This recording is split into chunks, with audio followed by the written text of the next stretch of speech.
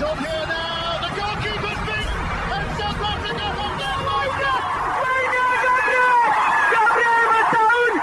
Sugar Sport 2010.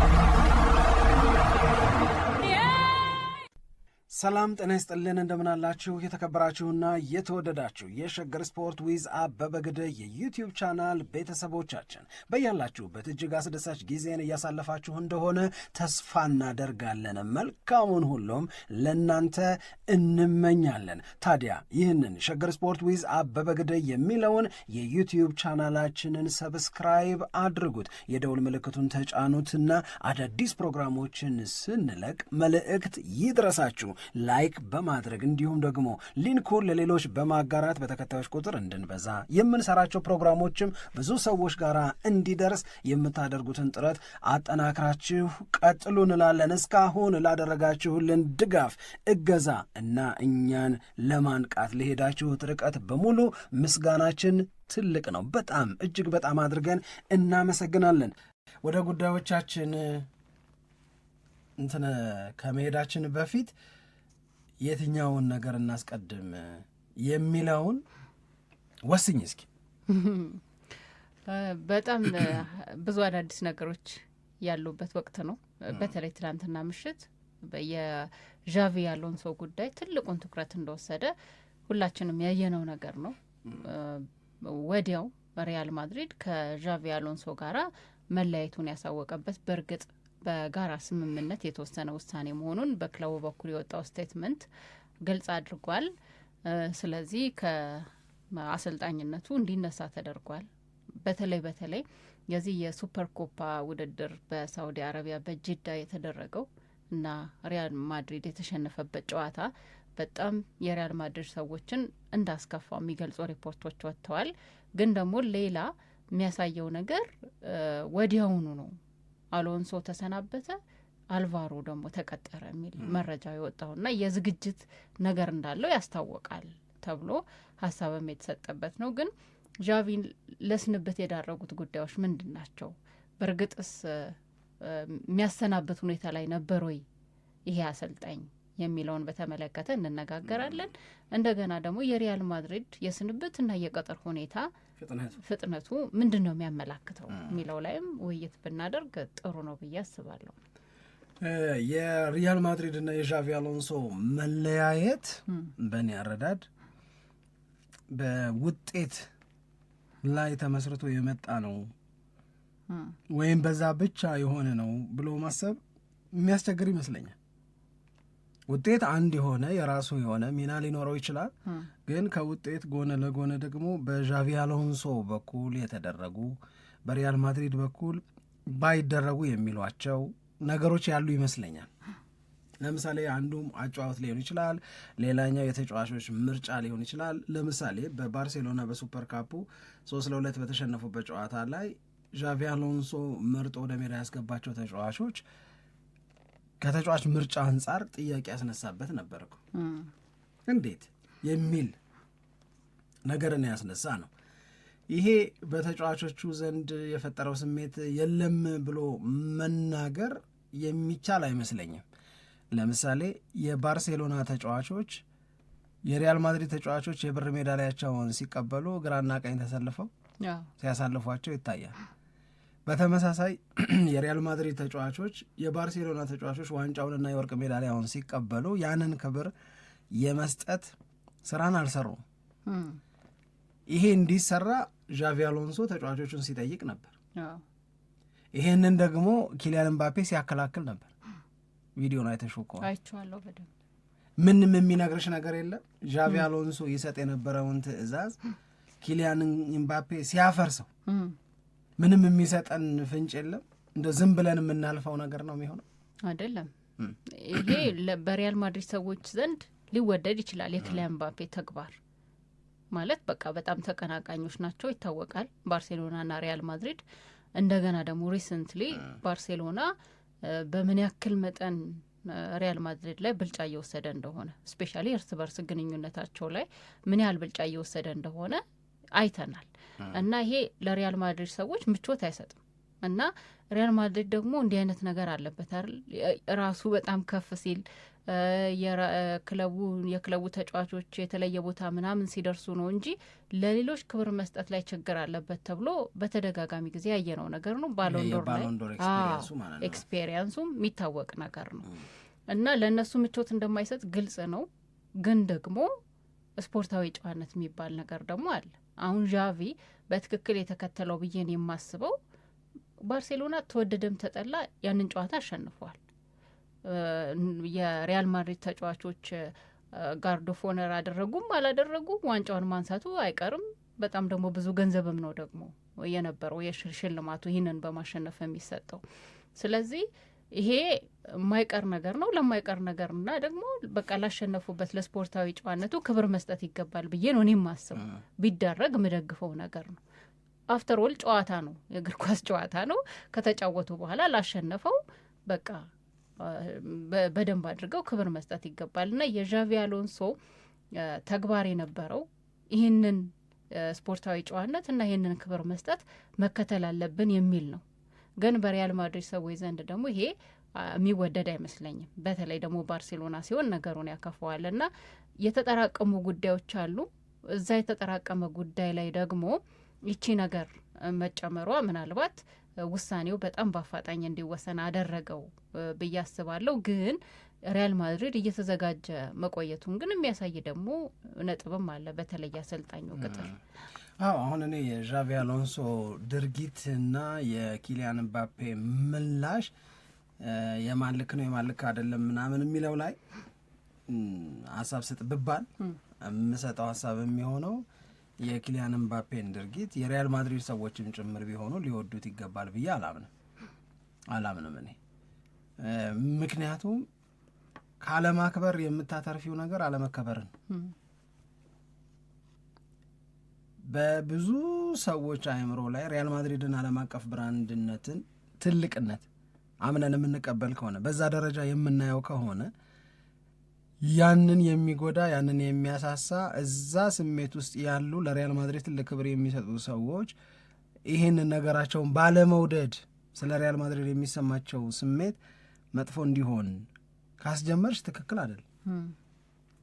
እኔ በእርግጠኝነት የምናገረው ይህንን አለማክበር ቀጥሎ የሚያመጣው ነገር አለመከበርን በሚያመዛዝኑ ሰዎች አእምሮ ውስጥ ይሄ አንድ መሰመር ያለበት ነገር ነው። ሁለተኛው ባርሴሎናም ሪያል ማድሪድን እኮ በበጎ አያዩም። ለባርሴሎና ተጫዋቾች ሪያል ማድሪድ ማለት ለሪያል ማድሪድ ተጫዋቾች ባርሴሎና ማለት የሆነውን ያህል እኮ ለዛ ነው የሁለቱን ራይቫለሪ ወይም የሁለቱን ተቀናቃኝነት የሁለቱን ተፎካካሪነት ዓለም የተለየ ቦታ የሚሰጠው፣ ሌላ ነገር የለም። ስለዚህ ይሄንንም ስሜት ይዘው ለተፎካካሪም ቢሆን የሚገባው ክብር ይሰጣል ብለው ሲያደርጉ ባርሴሎናዎች ጥሩ ነገር ነው ያደረጉት ነው የምለው እኔ። ሪያል ማድሪዶች ይጠሏቸዋል ባርሴሎናዎች በእነሱ ፍቅር ያበዱ ናቸው ብሎ የሚረዳ ሞኝ የለም። እናውቃለን በሁለቱ መካከል ያለውን የበላይ የመሆን ፉክክር። ግን በዛ ውስጥም ደግሞ ያንኑ በመከባበር ማድረግ የሚባለው ነገር ደግሞ አብሮ ይቀጥላል ማለት ነው። ይሄንን ቦታ መስጠት ትክክል ነው የሚሆነው እና ለእኔ የሚሰጠኝ ትርጉም እንደዚህ ያረጉን ለምን እናከብራቸዋለን ምናምን አይነት ነገር አይመስለኝ። የሚሰጠኝ ትርጉም የዣቪ አሎንሶ ትእዛዝን ይሄ ዲስኦቢዲየንስ አለ አይደለ፣ ወይም ትእዛዝን አለመቀበል፣ ትእዛዝን ለመቀበል ዝግጁ አለመሆንን ማሳየት መፈለግ።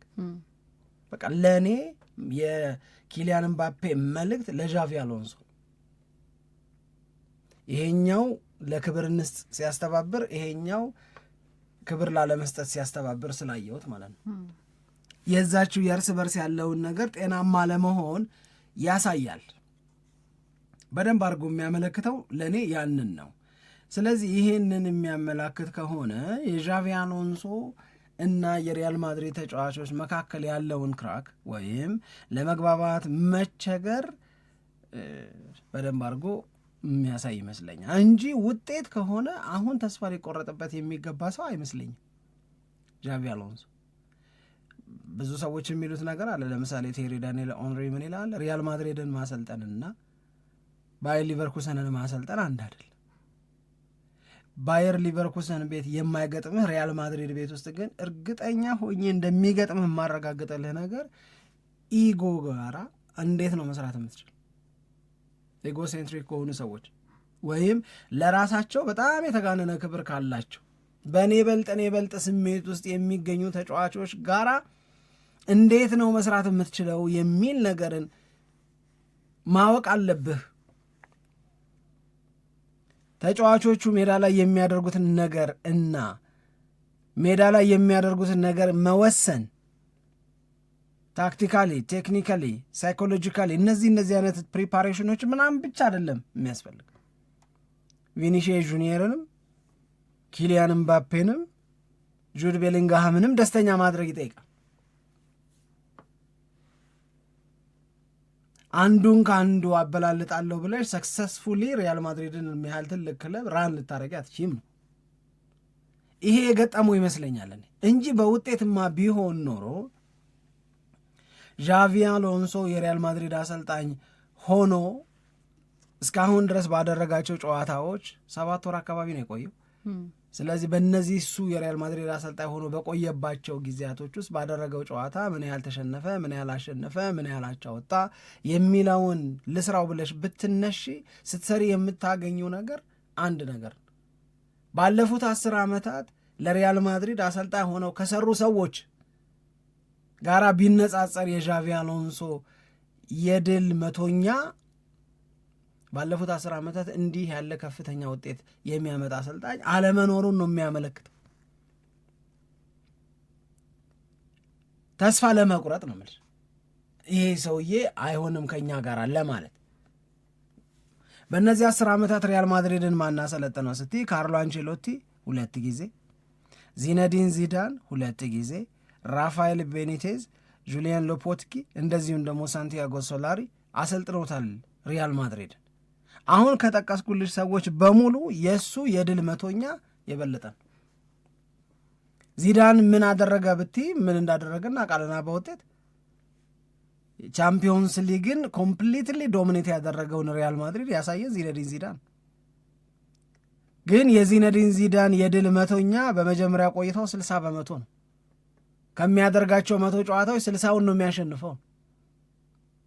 በሁለተኛ ቆይታው ያ ማለት ከ2016 እስከ 2018 የቆየበት ነው 69.8% ጨዋታዎችን ያሸንፋል። ሌላው አንቼሎቲ በጣም ውጤታማ ናቸው፣ በተጫዋቾች ተመራጭ ናቸው፣ ማኔጅመንት ላይ በጣም ጎበዝ ነው የሚባል አሰልጣኝ ነው አንቼሎቲ 68% ጨዋታውን የሚያሸንፍ አሰልጣኝ። ሁለተኛ ቆይታቸው ከ2013 እስከ 2015 የነበረው ማለት ነው የመጀመሪያ ቆይታቸው ላይ 74% ድል ነበራቸው ካርሎ አንቼሎቲ። እንዲህ እያልሽ ስትሄጂ እነዚህ ሰዎች ከጨዋታዎቻቸው ብዙም በማሸነፍ ንጻሬ ወይም ማነጻጸሪያ ብትወስጂ የዣቪ አሎንሶ ደካማ አይደለም፣ ከፍተኛው ጥሩ ነው፣ በጣም ጥሩ ነው። የጨዋታው ቁጥር እየጨመረ ሲሄድ ይህንን ምጣኔ 100ኛውን ይጠብቃሉ አይጠብቅም ወይ ሌላ ነገር። እኔ እያወራው ያለሁት ተስፋ ለመቁረጥ ወርዶብሽ ቢሆን እንደ አሞሪም ሆኖብሽ ቢሆን 38 ነጥብ ምናምን ሆኖብሽ ቢሆን ነው ይሄንን ይዤማ አልዘልቅም የምትይው። 70% ጨዋታሽን እያሸነፍሽ ከ100 ጨዋታ ከ70 በላዩን እያሸነፍሽ ድል በድል አድርገውኛል ከምትያቸው አሰልጣኞችም የተሻለ እየሆንሽ ተስፋ ሊቆረጥብሽ እንዴት ይችላል? ሌላ ነገር መኖር አለበት እንጂ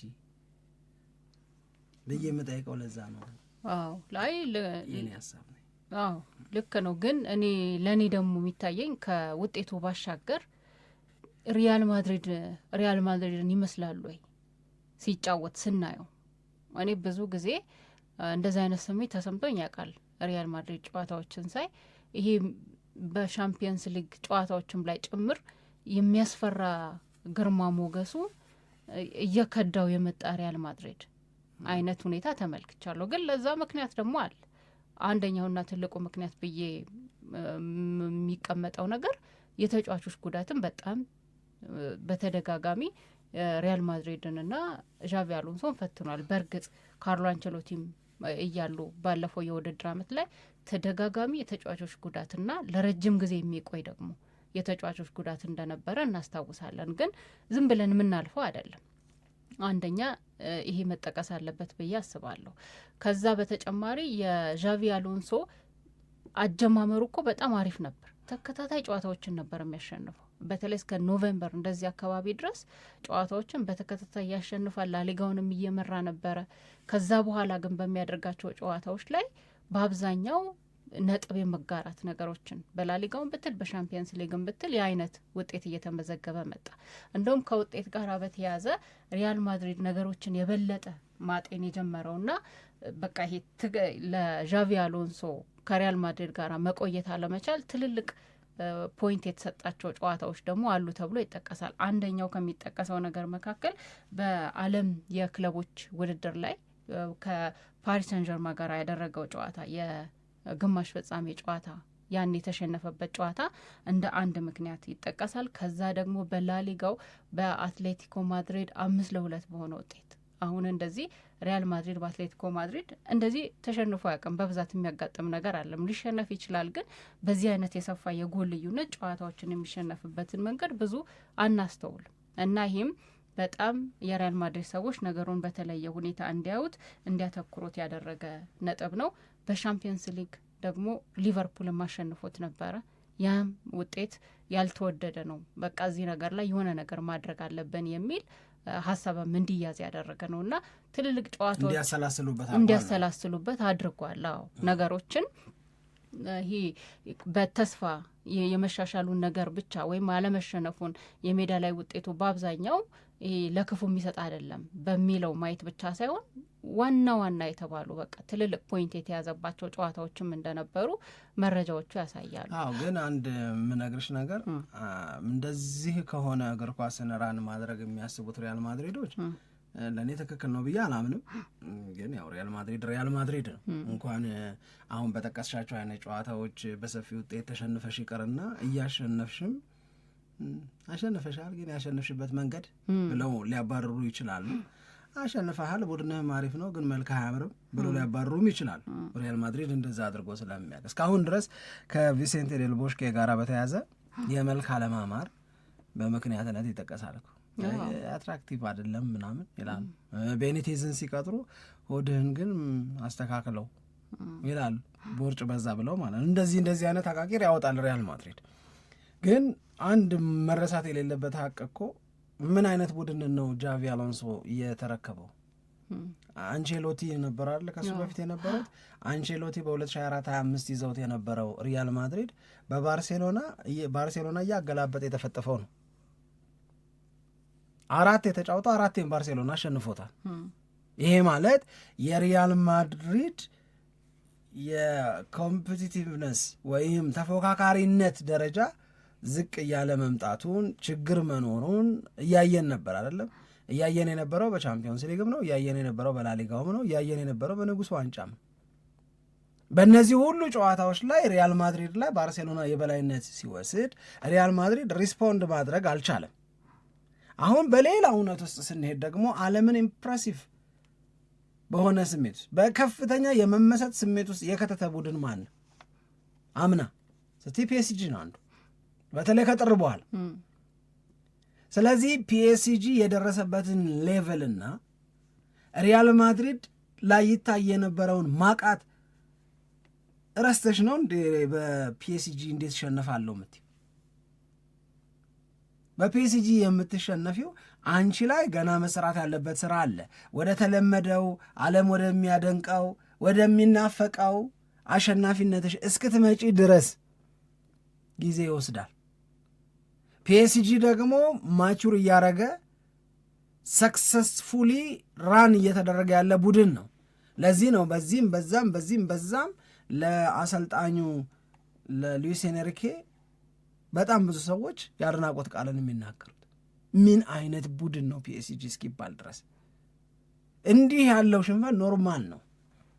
ያ ሽንፈት የአንቼሎቲ ሽንፈት ነው እንጂ ዣቪ አሎንሶ ሽንፈት ልሎ አልችል። ያ እኮ አዲሱ የውድድር ዓመትም ከመጀመሩ በፊት ምናምን እኮ ይመጣል። ውድድሩ አለቀ። የ2024/25 ወደ ዓለም ዋንጫ ገቡ። እዛ ጋር አሁን ዣቪ አሎንሶን በዚህ ጨዋታ እንድንሸነፍ አረከን ምናምን ብለሽ ከገመገምሽው ማንም ሁኤቨር ያንን ግምገማ የሚያደርገው ሰው ፒሬዝም ቢሆን ፕሬዚዳንቱ ዊሊያም ባላንጌም ቢሆን ማንም ቢሆን እኔ ይሄንን ለመረዳት ይቸገራለሁ ወይም ለመቀበል ይቸገራለሁ የእውነት ለመናገር። ምክንያቱም ሪያል ማድሪድን ለማሸነፍ በሚያስችል አቅም ላይ የነበረው ፒኤስጂ የሚጠበቅን ነገር ነው ያደረገው። ግምገማው መሆን ያለበት እሱ ነው። ስለዚህ ጊዜ ሰተሽ በል ወደዛ ወደ ከፍታችን አምጣን ምናምን ያለሽ እንጂ ኦገስት ላይ በተደረገ ሐምሌ ላይ በተደረገ ውድድር ፖይንት እየተያዘበት የመጣ ነው ለማለት ነው እንጂ ይሄ ፖይንት አያያዝ ልክ አይደለም። ለምሳሌ አሁን ባርሴሎና ላይና የባርሴሎና አሰልጣኝ ላይ ይሄንን ጥያቄ የሚያነሳ ሰው ቢኖር እስማማል። ምነው አላደጋችሁም? ስለሆነ ባርሴሎና ምናኮ አሪፍ ነበረ። ሪያል ማድሪድን ቅድም እንዳልኩሽ ደጋግሞ አሸንፎታል። በቻምፒዮንስ ሊግ ሰሚ ፋይናሊስት ነበረ።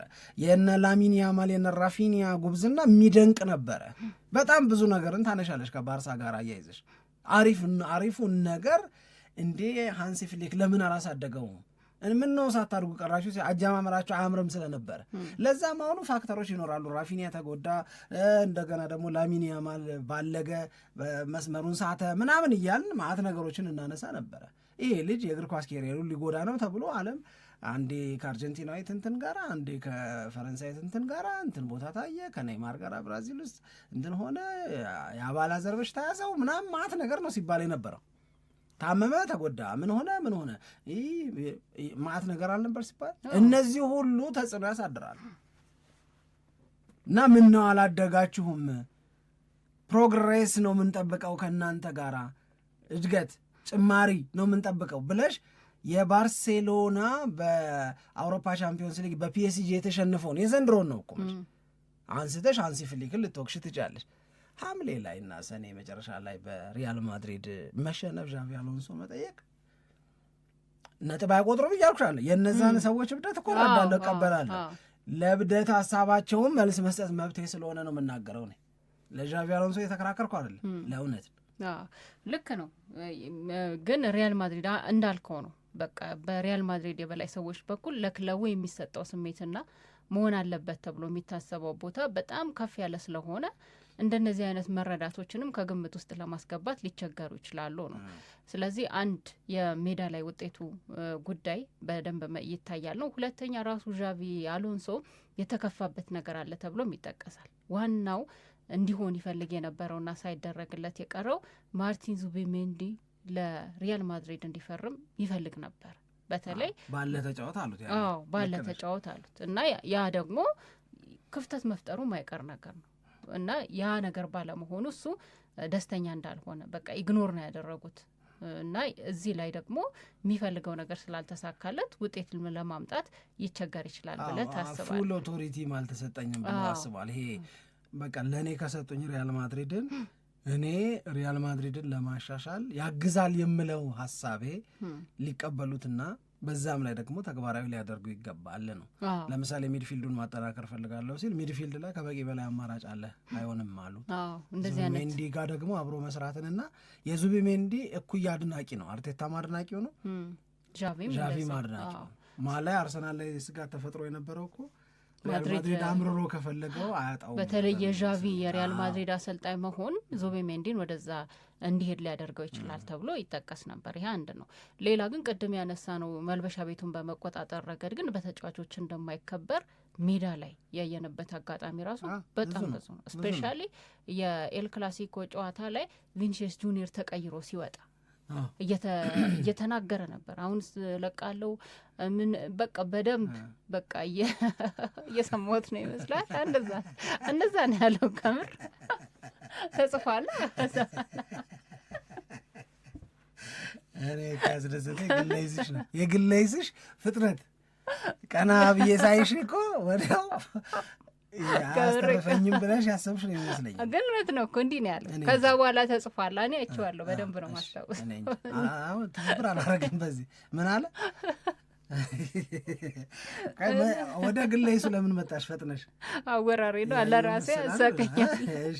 ግን እኔ ልክ ሳውራ የነበረው ምን ያንን እያስታወስኩት እያየሁት ነበረ። ንግግሩን ባትሰሚውም ወደ ቁም ነገሩ ስንመለስ ንግግሩን ባትሰሚውም ከስሜት የሚገባሽ ነገር አለ አንድ። ከዛ በኋላ ደግሞ ትራንስክራይብ ያደርጉታል የተናገረው ነገር። እንትና እኮ ቪኒሺየስ ጁኒየር ተቀይሮ ሲወጣ በንጭንጩ ላይ ያወጣቸው የነበሩት ቃላት እነዚህ ናቸው ብሎ እኮ ያወጣል። ተጽፏል። ለዚህ ነው ተጫዋቾች ብዙ ጊዜ ከንፈራቸውን ሸፍነው ሊፕ ሪደርስ ወይም የከንፈር እንቅስቃሴን አይተው ያልሽውን የሚያውቁ ባለሙያዎች ስላሉ። ያኔ ግን እሱ በጣም ተበሳጭ ደግሞ እውነት ለመናገር ያኔ ዣቪን የሚያስወቀሰው ውሳኔ ነበር። በደንብ ነው ማስታውሰው። ምክንያቱም ቪኒሺየስ ጥሩ እየተጫወተ የነበረበት ጨዋታ ነው። ለዛ ነው እሱ አላምንም ብሎ መጀመሪያ እኔ ነው እንዴ ውጣ የምትሉኝ ምናምን ካለ በኋላ ነው በጣም እየተበሳጨ እየተናገረ የወጣውና ከዛ በተጫዋቾች ላይ ተጫዋቾችን ጥሩ አድርጎ ማኔጅ በማድረግ ረገድ ችግር እንዳለ ያየ ነው። ከዛ በፊት ደግሞ የሮድሪጎን ጉዳይ እናስታውሳለን። በጣም ደግሞ የሚገርመኝ እድል በተሰጠው አጋጣሚ ሮድሪጎ እንዴት ጥሩ አገልግሎት እየሰጠ እንደሆነ እያየን ነው። እና በቃ ማድሪድ ተቸግሮ ያለን አማራጭ በሙሉ መጠቀም በሚገባ ጊዜ ላይ እንኳን ሮድሪጎን አይጠቀመውም ነበር። ግን አሁን ይሄ ተጫዋቾቹን አሁን እኔ ይሄ ሰውዬ አይስክሬም ሻጭ አይደለም። ብዙ ጊዜ ሁሉንም ሰው ማስደሰት ከፈለግ ከአይስክሬም ነጋዴ ሆን ምናምን ስለሚባል ነው ይሄንን ያልኩት። እና እኔ ሪስክ መውሰዱን እኔ ደግፋለሁ። አሁን ሪስክ መውሰዱ ላይ ሳይሆን መልበሻ ቤቱን መቆጣጠር። አሁን እኮ ሪስክ እየወሰድክ ተጫዋቾች ግን ደህና ስሜት ውስጥ ሆነው ወይም አሳምነሃቸው አሁን ሮድሪጎ አልጠቀምብህም ወይ በቃ አሳምነኸው ተቀያሪ ወንበር ላይ መቀመጡን አምኖበት መልበሻ ቤቱን መቆጣጠር ሳያቅተው ቢሆን ልክ ነው። ትልቁ ችግር እኮ ሳምርዬ ምንድን ነው መሰለሽ፣ ሮድሪጎን፣ ቪኒሺየስ ጁኒየርን፣ ኪሊያን ምባፔን መቼም ቢሆን እንዲያምኑበት ማድረግ አትቺ ማንም አይችልም። እንዴት አትቺማ? በቃ አሁን ቅድም ያልኩሽ ነጥብ ላይ ነው አሁን እንደገና የምንመለሰው። ኢጎ ሴንትሪክ የሆኑ ሰዎች ናቸው እነዚህ። ሁሉም ከነሱ በታች ነው ለነሱ። አሰልጣኙ በዛ ጨዋታ ላሰበው ነገር ከቪኒሺየስ ጁኒየር ይልቅ እገሌ ብለሽ ብታስቤ ያንን ፕሮፌሽናሊ ከመውሰድ ይልቅ እንዴት እኔን የሚለው ነገር ነው የሚቀድመው። ኢጎ የሚለውን ነገር ነው። አሁን ትላንት ሄነሪ ያለውን ነገር ነው የምደግፈው ነው። ኢጎውን ማስተዳደር ነው በጣም ከባድ የሚሆነው። አሁን ለዚህ ማን ይመቻል ብትኝ አንቼሎቲ ይመቻል። በደንብ ነው የሚመቹት። ሁሉንም እንዳመሉ አድርጎ መያዝ ምናምን ያውቃል። ዣቪ አሎንሶ ደግሞ ራሱ ትልቅ ተጫዋች ነው። ትልቅ ክብር ያለው ተጫዋች ነው። ለተጫወተባቸው ክለቦች ለሊቨርፑልም፣ ለባየር ሚዩኒክም፣ ለሪያል ማድሪድም ሲጫወት ዓለም ላይ ካየናቸው በጣም ቤስት ሚድፊልደሮች መካከል አንዱ ዣቪ አሎንሶ ነው። ምንም እኮ ጥያቄ የለው። ስለዚህ ቪኒሺየስ ጁኒየር የእሱን ነገር ለመቀበል ሲያቅተው እንትን ሲል ይሄም አለው የራሱ ስሜት። ግን አሁን ለምሳሌ እኔ ደግሞ ማይገባኝ እዚህ ላይ ማይገባኝ ክሊያን ምባፔ ለምን አሁን ክሊያን ምባፔ የመጫወት እድል አልተነፈገውም። እንደውም በጣም አውትሻይን አድርጓል እኮ በአንድ የካላንደር 59 ጎል ማስቆጠር ድረስ የደረሰ ነው እና በእያንዳንዱ ጨዋታ ላይ ክሊያን ምባፔ አለ። እንደውም የክሊያን ምባፔ በጣም በቃ አጋዥ አለማግኘት ነው እንጂ እሱ ምርጥ ብቃት ላይ እንዳለ በተደጋጋሚ አንስተናል። ለምን ክሊያን ምባፔ ዣቪ አሎንሶ ላይ ጥሩ ያልሆነ ስሜት ሊሰማው ይችላል? አሁን ለምሳሌ ለምንድን ነው በዋንጫው ጨዋታ ላይ እስከ 76ኛው ደቂቃ ተቀያሪ ወንበር ላይ ተቀመጠው ኪሊያን ምባፔ? 76ኛው ደቂቃ ላይ ነው ቀይሮ ያስገባው። ዋይ ማአት ነገሮች ናቸው የሚኖሩት ብዬ ነው የማስበው። ዲማንዱ ብዙ ነው። ደግሞ አንዳንዴ ዲማንዱ በጋራ ሮድሪጎም ቪኒም እንደገና ኪሊያንም አንድ ላይ እንደዚህ ነው መጫወት ያለብን ብለው ቢጠይቁ አንቺን እና የነሱ ሀሳብ መካከል ነው የሚሆነው።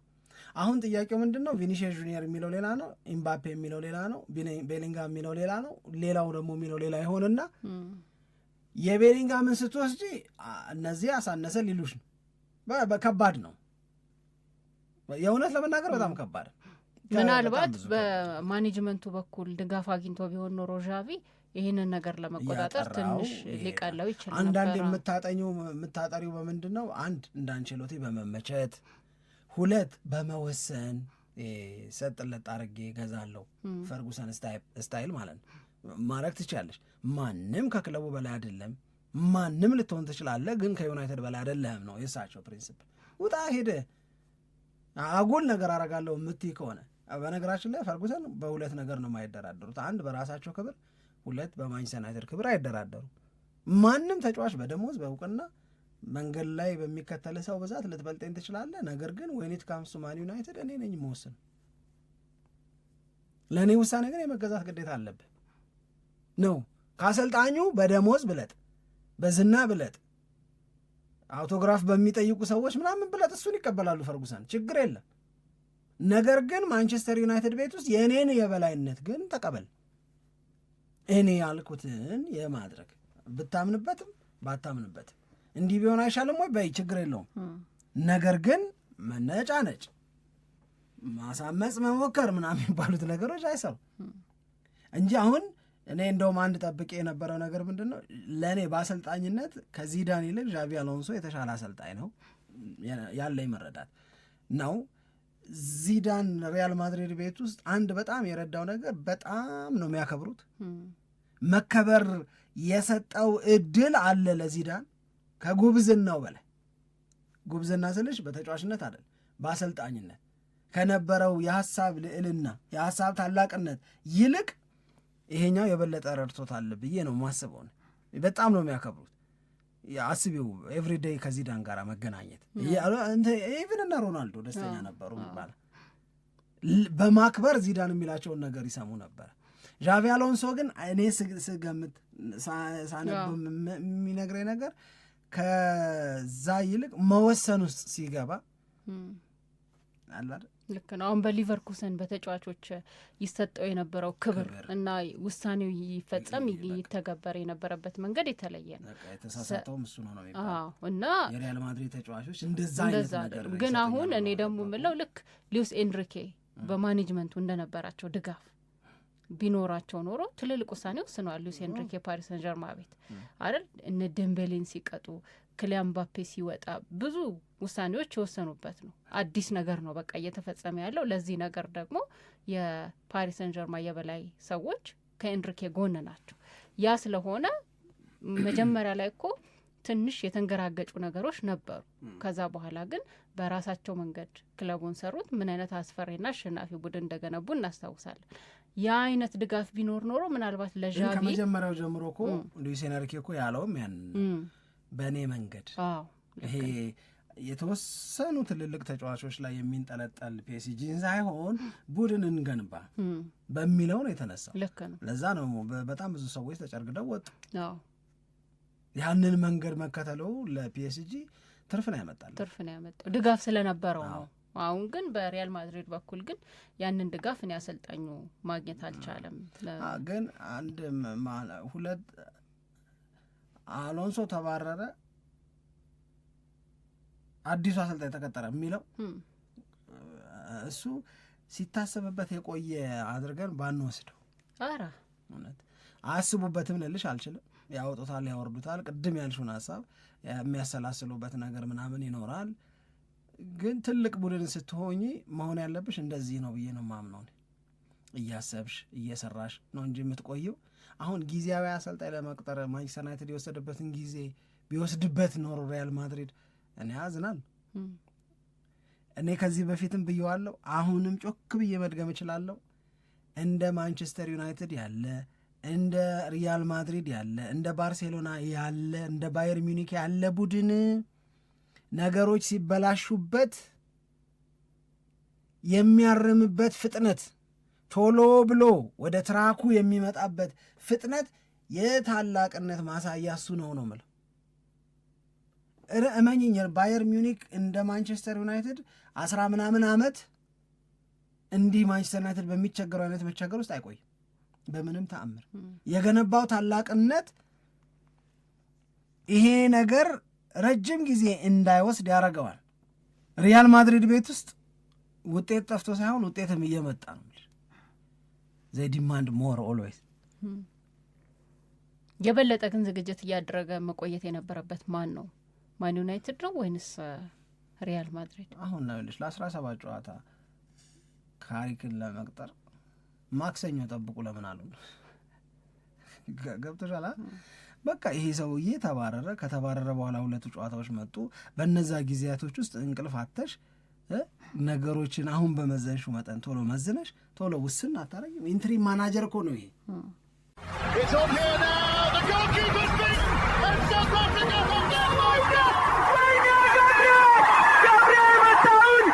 Shaker Sport 2010.